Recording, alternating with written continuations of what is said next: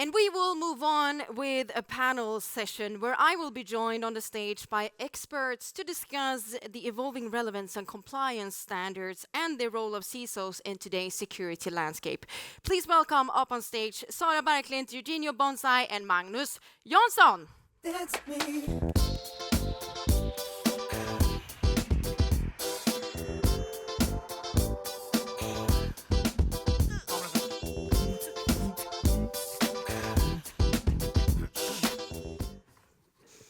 Welcome all up on stage. So we will have this a session where we will be discussing topics as cloud, supply chain, DORA, CISO role, and AI.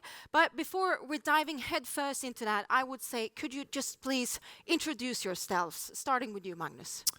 Magnus Jansson. Hej allihopa. I'll take this in English. I work at Rapid7, been with Rapid7 for 7 years, but in the IT industry for more than 20. Yes, I am that old. So next one, Sarah. Hi, my name is Sara Bergklint, and I'm part of the Integrity 360. But former NetSecure, I've been with what was NetSecure and now Integrity 360 for about 6+ years. And I'm a lawyer at heart, just happen to work in IT instead. Eugenio Bonzi from Italy, Integrity 360 Italy. With a long experience in the IT department of a telco company, spending more than 10 days in the compliance side. Now in the last few years, I've moving on the other side of the desk, not working internally in the compliance, but working with your companies, basically. So now I'm the CRA practice manager for the South Europe. Thank you so much for that. And one of the key challenges, trends, and are very much top of mind for security leaders in the relentless growth and adoption of is the adoption of the cloud. So I think that would be a good place for us to start. And turning to you, Sarah, how does the constant evolution of cyber threat in today's landscape make it more difficult to balance robust security measures with individual privacy protection? Oh, that's quite a big question, but I think the balance between privacy and, in high regards, confidentiality in terms of organization is always ongoing. And in terms of the security threats, much like both Nick and Brian has talked, we're talking exposure and finding a strategy that works both for your business, your budget, and the challenges you're facing as an organization. And do you have anything to add to that, Magnus? Or Yeah, I was more thinking, I mean, we do have all the regulations, GDPR, etc. And I think it's always a struggle because you have the security on one side and then you have the privacy on the other side. And you're going from the lawyer side, I'm going from the technical side. So it's it is hard. But I think there are more and more tools out there where you can actually benefit from having both the security but also the privacy. But because we don't want to have be in the situation where you have a lot of lawsuits and stuff. No, neither lawsuits and sanction is to recommend, but yeah, and what we found with GDPR, which is pretty much old news, but still highly relevant in everyone's everyday life, is that balance and mismatch between technology, what is possible, what should be done, and what we're allowed to do, especially with legal always being phrased as undecided as possible to not be left behind as technology moves at a much higher pace than we do as lawyers generally. And Eugenio, today the standardization is also addressing cloud issues. So could you suggest a couple of topics that you think companies need to address using cloud infrastructures? Well, talking with our customer, with your companies, basically in our day-to-day activities, I think that one of the topics that company have to address with the cloud infrastructure is the exit strategy, because company are not I think that they are not aware about the exit strategy, so they are not concerned about. But a well-defined exit strategy can permit to avoid the vendor lock-in risks that can easily improve the cost related to the cloud. So an exit strategy and a termination procedure well defined are very, very important for your cloud infrastructure and cloud strategy. The other one, another topic that must be addressed, we have to think that with the use of the cloud, we are storing a lot of data in the cloud. So now your data, your company data, are on site, on premise, are on the cloud, are on your end user laptop, so everywhere in the world, basically. I think that one of the topics we have to address now is the data leakage prevention. We have to avoid any exfiltration, unwanted exfiltration of data. So a well-structured data DLP strategies is mandatory today. And Magnus, most established organizations have gone through the lift and shift to the cloud, and now they're pivoting to cloud-native deployments and adopting microservices, containers, and serverless workloads. Does this require a change in approach to managing and monitoring security postures, and how are vendors like Rapid7 helping to address the cloud challenges that there is? Yeah, sure. I mean, when I started 7 years ago with Rapid7, it was more or less in the Nordics was more or less on-prem. Obviously, a lot of people have started to look into the cloud, but now, as you mentioned, many of them move over. I still have customers that are pure on-prem, but for all the new customers that are, or for the old customers that moved over to cloud, we need to look into to agentless because of the very nature of the cloud instances being spun up for just a few minutes or even seconds sometimes. I have a Swedish customer with more than 10,000 spun up VMs in one day, and the other day they have a few hundred. So it's a huge difference in whether we want to patch those or not. Most likely, we will take the analogy of the cattle and the pet, where the pet is the old server you take care of, and the cattle is something that you to put to sleep if you have a lot of vulnerabilities, etc. So I think that's something that we are looking very much into. Rapid7 itself, we do have a cloud security posture management where we can look into what kind of both vulnerabilities but also misconfigurations, which I think is super important. But it changed a lot in the last couple of years. But why are they sticking the on-prems? Why are they not moving and shifting towards the cloud? I think the lawyers. No. Pretty much, yeah. So even if GDPR is old news, as Sarah mentioned, it's still something that I think it's more or less weekly. I have discussions with customers on a weekly basis whether we allow to have data in the cloud or not. And we do have a lot of governments that actually have data in the cloud, but we also have quite a few agencies, if you say that way, both in the US and in the Nordics, where they are simply not allowed to have something in the cloud. So. In terms of that, a lot of that comes down to, other than having regulations that says you have to keep it all in-house, a lot of it comes down to supply chain and managing your vendors and choosing the correct strategies for that. And that's a very daring task for anyone, for any organization.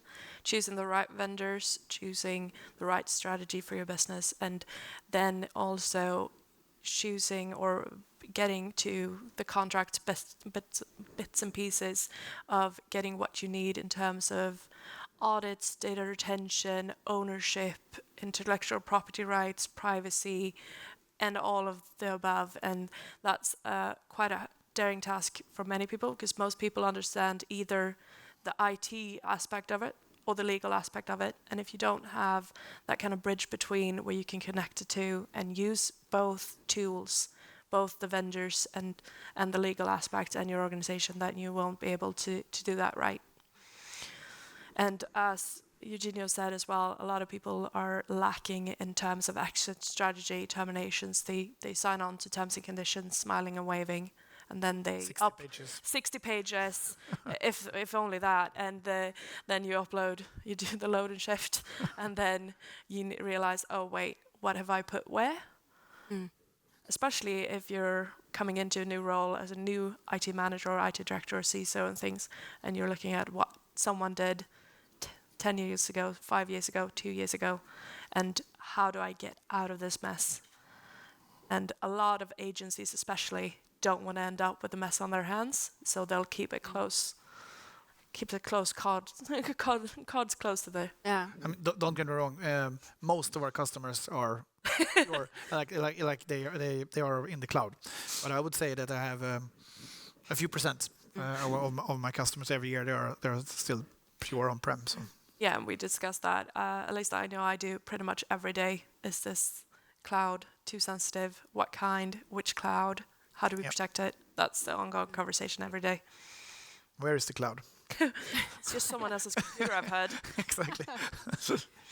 And that leads us, you touched upon that, Sarah, about supply chain security. And I would like to have your take on that, Eugenio. What do you think about that, and how do the standards and European regulations highlight this risk? Yeah, we already discussed about supply chain security, but looking at the standard, when your company is implementing a cybersecurity standard, one of the requirements is always related to supply chain security. ISO 27001, for instance, has few controls related to supply chain security. But now the new version is emphasizing this topic with new controls in the organizational domain. If I remember right, it's control 523 directly related to the information security for the use of cloud services. And here ISO is requesting to your company to address the information security on the supply side of the cloud, not only about your data on the cloud, but also on the supplier side. For instance, when you are selecting a third-party supplier, an ICT third-party supplier, you have already established a criteria, a list of criteria for selecting an ICT third-party. Why your company is not doing the same with the cloud provider? Typically, our customers are not defining a good criteria list for selecting cloud supplier. So we have to develop we have to develop a good strategy, a good assessment strategy also for cloud supplier. This is the ISO side. If I take a look on the other regulation, for instance, DORA, one of the last regulation on the European landscape, DORA has a dedicated chapter 5, totally dedicated to ICT third-party risks. I think that a cloud provider is not only an ICT third-party, it's a business-critical ICT third-party. So this is the reason why we have to define a selection criteria, a well-defined framework related to our cloud provider. And all the standards, all the regulation are emphasizing this topic, because cloud, we have all our data are on the cloud today. So we have to focus our attention on the cloud security, also on the compliance side. And talking about the third party, as you say, that it's a key challenge when it comes to this. And about the contractors, how would you, Sarah, say that this should be managed correctly? Oh, so that's, I'll always start with the contracts and T's and C's, but that's my nature, not everyone's. Because we need not only to know what we're signing and have the guts to negotiate even with the big dragons, or choose someone who will negotiate with you so you can get what your organization needs. Because there's a lot of tradition of just not negotiating because they're big dragons, and we need to protect your organization. You need to be able to negotiate with them, and also everyone needs to know the tools available in their toolbox. We talk a lot about the tools provided to the SOCs or the tools provided to SecOps, but also the tools provided in governance. Most of you probably have some kind of audits rights. You have governance meetings, quarterly, strategic, and you need to enforce them on your third-party suppliers and vendors and strategic partners to continue to protect the decision you made to begin with. You need to keep developing that relationship and those vendors and that strategy, because that strategy can't be a once-off decision and then left to operations. That needs to be continuously brought forward with the aspect of both compliance regulation changing.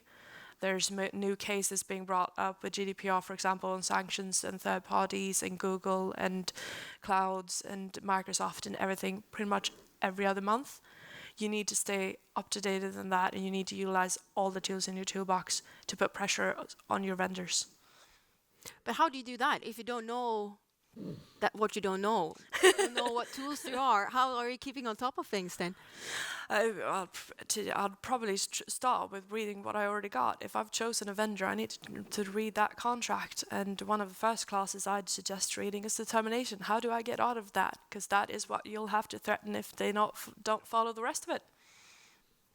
And don't be afraid to go on that breakup tour with vendors that don't prioritize the strategy aspect and the continuous improvement, because that is ongoing both in compliance, and it should be in the boardrooms. It should be coming from your shareholders. It should be coming from all aspects of your organization.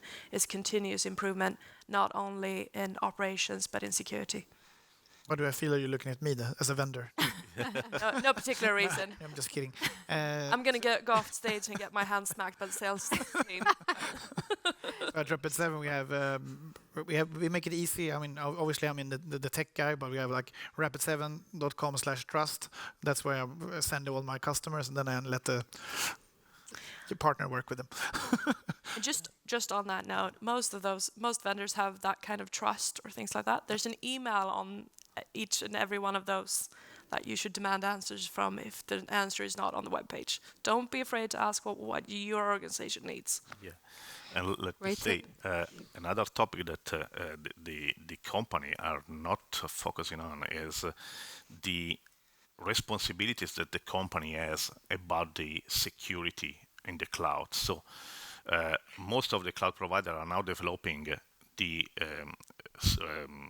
shared security responsibility model to mapping all the responsibilities on the company side and on the provider side, because most of the companies today think that when the data are on the cloud, the security responsibility is on the cloud provider and nothing else. No, not according to the T's and C's I've read. So mainly the T's and C's of the cloud provider guarantee or warrant the availability of the spun up machine itself, not the data on it. The data on it is always, or mostly always, placed on the companies who are using the machines. Well, we're looking at, we touched upon this as well, but the DORA, NIST and ISO 27001 and other standards and regulations are putting the resilience in the foreground. So how important is the operational resilience, and what do you see as the primary challenges? I'm letting you in perhaps first, Magnus, and then you're more than welcome to join in. Yeah, sure. So, I mean, we see, as you mentioned, Eugene, that the DORA is the latest one. I think it's going to affect next year, beginning of next year. Next January. Yep. Yeah, exactly. So, and a lot of customers have been preparing for that for a long time, and I think things that are affecting me as a vendor, there are a couple of things that stands out, which is the vulnerability assessments, where you really need to have control of that. You also need to be able to send reports within a certain amount of hours when you actually have a breach. That's also something that we at Rapid7 are working with our detection response. So those are the things that we are kind of trying to push and help our customers to understand. Then of course, when we have the NIST 2, we did have NIST, but it's been expanded quite a lot with NIST 2, and I think both of them are kind of for me as a vendor. There are a lot of things that we can help with from a product and services point of view, but we also need your help. Yeah, and operational resilience is the key word at the moment with DORA, but that the idea of it itself was included also in GDPR, for example, and we had some local legislation as well with lagen om företagshemligheter, which is the law of company secrets, which came anew 2018, which completely changed the game on when something's considered a company secret or not. And a lot of people completely missed that because it was in the white noise that was GDPR at the moment. So there's a lot of compliance that I don't think people normally think about the big ones, but there's a few local ones as well that you need to be aware of, especially if your company itself is selling or providing services to certain parts that fall under NIST 2, for example. It might not even be your own organization that falls under regulation, but your customers might, and then you need to take that into aspect as well. And from a compliance point of view, that's something that a representative has been working on compliance side for 20 plus years or something like that, going from old CIS compliances to all the way up to ISO, where we are now. So we have that both from a cloud perspective, but also from the old guys that I'm not going to mention again. But just a quick assessment. How many companies here are falling under DORA umbrella? Oh, 1, 2. 2. Only 2. 3, 4. Okay. 2 more here. Okay. Yeah. They had to think about it for a bit. That's why. Yeah, that's me. They were scared there was going to be a pop quiz up here if they raised their hands. Yeah. But looking at another aspect, people are still a very much a key part of an operation. And how do we make our people resilient? What are the key people's challenges, would you say, Eugenio? Yeah, you say right when you say people resilience, because an old say that the cybersecurity posture of a company is measured on the weakest link, and the weakest link, unfortunately, is often the human side of a company. So I think we don't have to talk only about operational resilience, but we have to talk also about human resilience. Probably today a cybersecurity training program is not enough. We have to improve also the training side. How? Okay, there are a lot of different techniques. For instance, phishing campaign, social engineering campaign also are quite good because we have to test our the cybersecurity preparation of our workforce. But we have also to test the behavior of our company, of our workforce during a disruption, for instance. We are very good in writing incident response procedure, business continuity procedures, but how are we testing our procedures and our workforce behavior? Probably we have to develop also a test plan for our procedure. We have to stress our people, our employees. Are you logging? Stress our people. Yeah, we have to stress our people to be ready for disruption, for incident. And so probably, in my opinion, we have to develop a human resilience program, not only with training, but also with test, and test again. I completely agree. We don't want business continuity plans or incident response plans to be shelf products. And we don't want the first time that we get to pull them out to be when it's too late, when we've already been breached or everything's in a state of panic. Much like we do fire drills, we highly need to do security drills as well, on all aspects. Do you see companies doing these type of security drills already, or? Yes, but not enough. People normally also, if they do, for example, pen testing and things like that, they normally keep it to a very low scope to what they deem is the resources that has the higher exposure. But like the external assets. Like external assets, exactly. So like Nick and Brian and everyone else talked about, they're not taking the wide definition of exposure. They're taking the external assets and they're scanning or even better pen testing those, but they're not pressure cooking the organization itself. And if they're doing that, they're probably including too many people in the know that it's a test. I mean, I still have customers that are like, yes, I'm gonna buy a certain amount of assets for their external exposure, and I was like, okay, so let me try to explain. I mean, you don't want to be, like if the attacker comes on the inside of your network, like it's gonna be Christmas. Yeah. You need to also have a full protection, etc. on the inside. Like much like Michelle did a good presentation before us, where talk about the different segments internally. So that's but we still I still at least have customers that are still looking at the old firewall thing, like the only firewall, and then that's it, the bastion, and then Human firewall. Yeah, and then they have the post-its with the passwords in the Exactly, reception. totally, yeah. Well, being a front desk receptionist for many years, I've had those stress tests myself where I had my fire boss or the security boss standing. He set off the fire alarm without us knowing. I ran up like 5 or 6 floors, not doing the elevator, sweating, feeling on the doorknob and everything. And he stood there when I opened. I'm like, "Is there a fire inside?" And he clocked me and smoked a cigarette and was like, 1 minute, 15 seconds. That's okay, but you could do better. I didn't like him a lot, but it really taught me the hard way what to do in a sharp situation. So maybe we could implement that as well. Let me say, I normally say that during an emergency, people have no time to think. True. So they have to acquire the right behavior, testing all the procedures before the emergency. Yeah, very much so. Yeah. And moving on, one of the emerging issues to be addressed by cybersecurity and compliance teams is the introduction of AI in companies. And Sarah, from a legal and privacy perspective, what are the impacts of AI in the organizations or on the organizations and businesses? Oh, so the impact of AI on legal can be brought in many very different ways, but we're seeing a lot of different risks or challenges with it. Both we have the IT crowd having a bunch of new tools that can efficient the way they work, that might not have gone through the right procedures, might not have been chosen strategically, might not be chosen.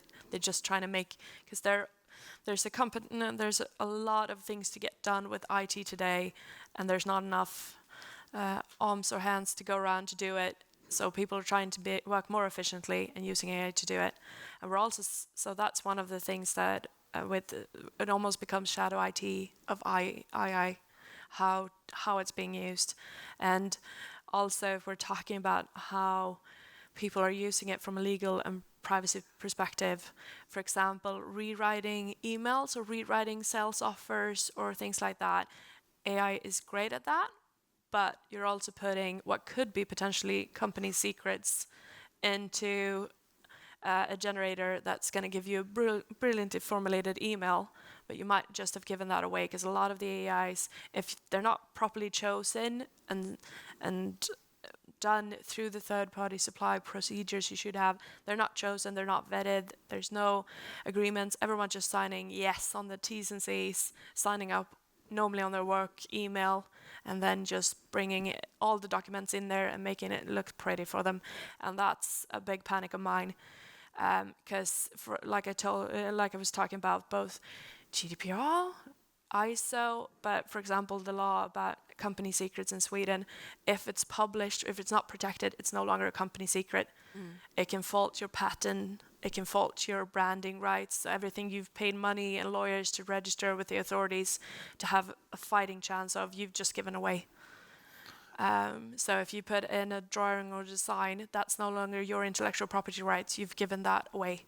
So. And you have another aspect, which is like everyone knows in the room, I hope, but if it's free, you're the product, right? Which means that you're using the data to actually learn the AI to be better.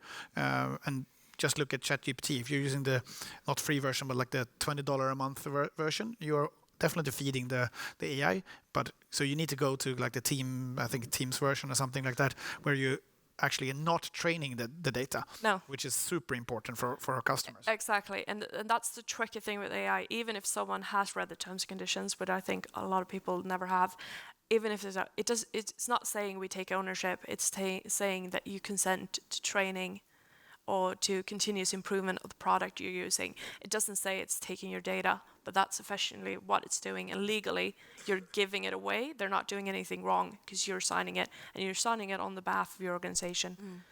And also, a lot of people use AI to understand the complex contracts of the dragons in terms of cloud and things like that.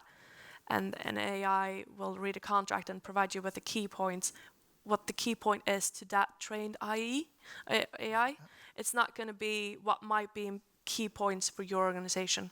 It might not be what's key points for your part of the world. It might be based on American or whatever state. So your key points, you might have felt, I've had help reading this contract, and you're completely on the lost. And Magnus, it would be interesting to see how Rapid7 as a security vendor is utilizing AI. Yeah. To follow that one. Exactly, thanks. So just to close on the Sarah, so we have rules what we are allowed to use, etc. But it's definitely shadow IT. Yeah. It's definitely shadow IT. I see that all over the place, but from our customer point of view. But so what Rapid7 have done in the last, I think we started a long time ago. It was not more. It was more ML back then, and not only AI and ML, but we're using AI for our vulnerability management. So kind of to find a fast way to be able to remediate issues that you have. We also have, I think, like 20 or so plus patents within AI, and one functionality which I think is quite neat now for our cloud security product is that we'll be able to detect whether someone is actually using AWS AI products, etc., and be able to kind of stop that from leaking, basically. Yeah. So not DLP really, but still leaking data. So that's something that, and I have to plug because I think it's in a few hours we actually have an AI webinar worldwide at Rapid7. So I think that's something that could be of interest for people. If not have time to look today, maybe. Yeah, after today. Yes, of course. Exactly. After today. Because I won't have time to look at it today. No.